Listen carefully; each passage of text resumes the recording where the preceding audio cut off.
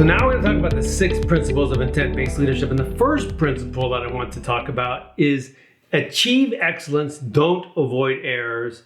Sometimes we say, don't be good, get better. And these things are connected. Remember how I talked about it on the Santa Fe when we went to work? The mindset was, don't make a mistake, don't melt down the reactor, don't drop a torpedo, don't do this, don't let a security breach happen. The problem with that mindset is that it pushes us into a bias for inactivity.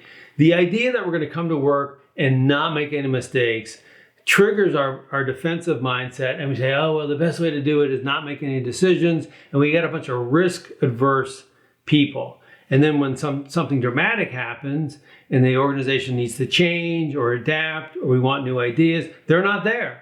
Why? Because everyone's been conditioned into avoiding any kind of risk-embracing behavior. So the idea is we want to achieve excellence, and the greatest model for this are the superheroes. The superheroes want something better for the world, but they're not perfect. Do they make mistakes? Yes, that's what makes it fun. They're imperfect, they make mistakes, they're flawed characters, but they're trying to make a better world. And that's the idea behind intent-based leadership. And so when we interact with organizations, some of the times what we do is we walk around and we look at the building, we look at the signs, we look at the posters, we look at the policy documents, and we get a sense of where's the organization in terms of achieving excellence versus avoiding errors, in terms of fostering a mindset of be good or fostering a mindset of I'm going to get better. For example, one organization, there's a poster on the wall, and the CEO is pointing out, sort of like one that was old Uncle Sam, World War II posters in America. The CEO is pointing out, one mistake is one mistake too many. Now, this was a global corporation that had over 100 years old, but now it had a reputation of being stodgy, slow moving. Well, there's a connection between that poster, which is scaring people into not making mistakes, and the fact that the organization is slow moving. So we want to achieve excellence, not avoid errors. And this don't be good, get better is about what's going on in our heads. When something happens, when I get a piece of feedback, when a project I'm working on doesn't do as well as I wanted to, I have a choice over how I can react. And I call them my 2 little selves. They're like the angel and the devil on my shoulder. There's the be good self. The be good self is protective. It wants to say, oh, no, look, I tried my best. Oh, I did the best with the tools that I had. It wasn't my fault. It's defensive, it's closed, and it shuts the door to learning and getting better.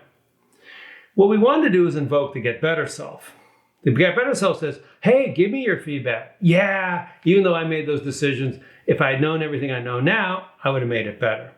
The get better self is the more adaptive self for the long term. When the organization has people invoking their get better selves, it'll be a learning organization because we have to let go of what we previously thought we knew. If we hold on to all that, then in 20 years from now, we're still going to be thinking the same old things and doing those same old things. And then we're going to wonder, oh, where did our business go? The key to allow people to invoke a get better self is psychological safety. We have to make it safe, because the reason I invoke the be good self, oh no, I did my best, is because you're defending yourself, because you feel yourself under attack. In a trusting, caring environment, we don't need to do that. I can let go of that and I can be like, yeah, I screwed that up. You're not worried that people are going to talk badly about you behind your back, or your boss is going to fire you on short notice, because we trust that we're all in it for the best.